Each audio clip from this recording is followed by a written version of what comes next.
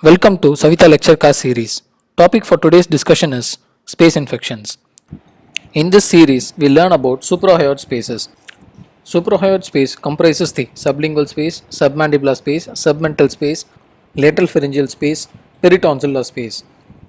The submandibular space is bounded anteriorly by the anterior biliodigastric and posteriorly by the posterior biliodigastric and laterally by the platysma and medially by the mylohyoid muscle.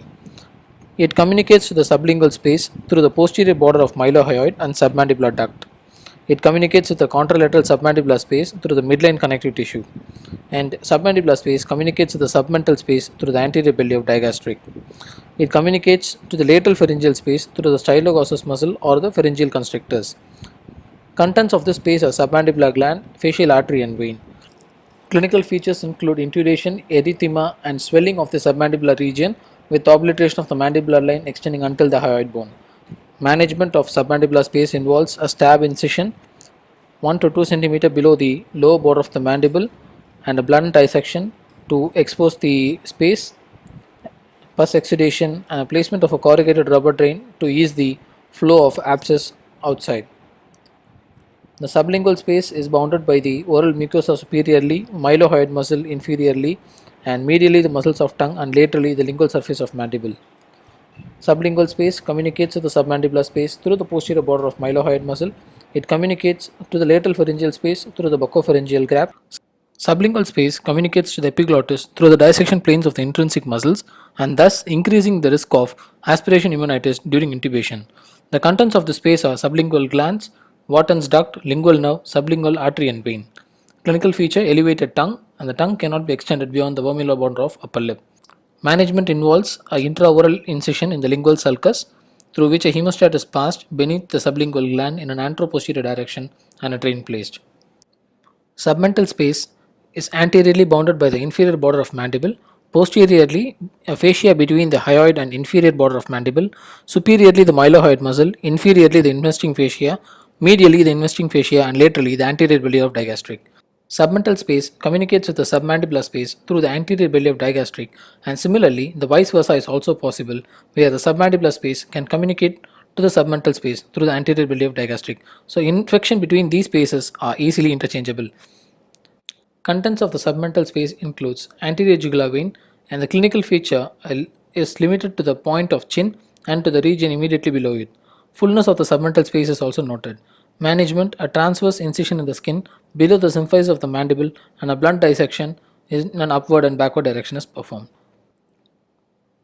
Ludwig's angina is a potentially fatal condition which is a firm, acute toxic cellulitis of bilateral submandibular, bilateral sublingual spaces and submental spaces.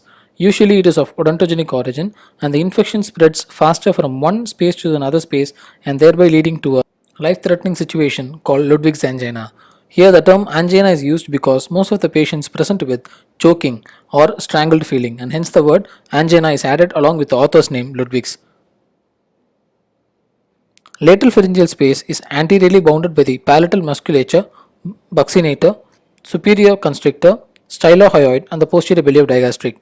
Posteriorly it is bounded by carotid sheath and the retropharyngeal space, inferiorly the hyoid bone and laterally the medial pterygoid muscle and deep cervical fascia. The lateral pharyngeal space communicates to the sublingual space through the buccopharyngeal gap. Similarly, the peritonsillar infections through the pharyngeal constrictors can communicate to the lateral pharyngeal space, and submandibular space communicates to the lateral pharyngeal space through the posterior belly of digastric or through the stylohyoid muscle. Retropharyngeal infections through the necrosis of retropharyngeal lymph nodes break into the lateral pharyngeal space.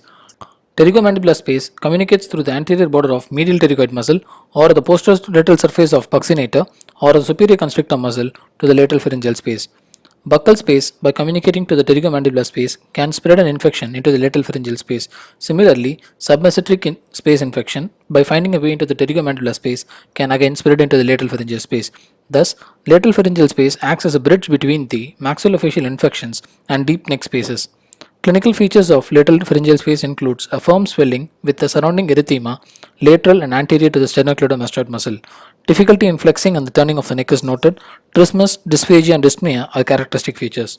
Management of lateral pharyngeal space involves hospitalization with IV antibiotics, greater importance to airway protection as lateral pharyngeal space has a greater propensity to infection spread into the deep neck spaces, An incision drainage can be performed intraorally through incision on the lateral pharyngeal wall or extraorally through a transcervical incision, thus exposing the anterior border of sternocleidomastoid muscle and exposing the abscess area. Thank you.